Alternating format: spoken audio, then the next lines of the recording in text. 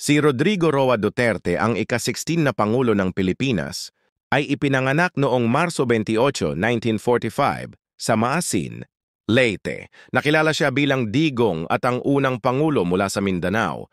Siya ang pinakamatandang naging Pangulo ng Pilipinas sa edad na 71. Maagang buhay at karera.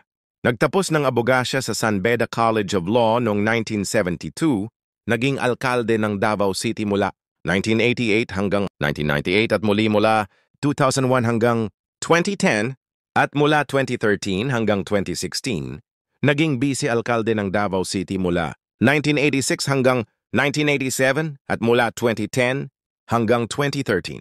Pagkapangulo, nahalal bilang Pangulo ng Pilipinas noong Mayo 9, 2016 na may 16,697 boto. Pinalakas ang kampanya laban sa ilegal na droga at krimen. Inilunsad ang programang Build, Build, Build para palakasin ang infrastruktura ng bansa.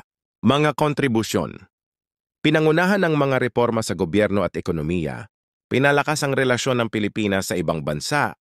Nakikibahagi sa mga usapang pangkapayapaan sa mga grupo ng mga rebelde, personal na buhay.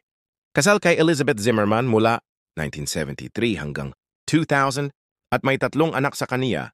May relasyon kay Cielito Avancenia at may isang anak sa kaniya. Okay, just follow my channel and share para sa iba pang kaalaman. Thank you and good day.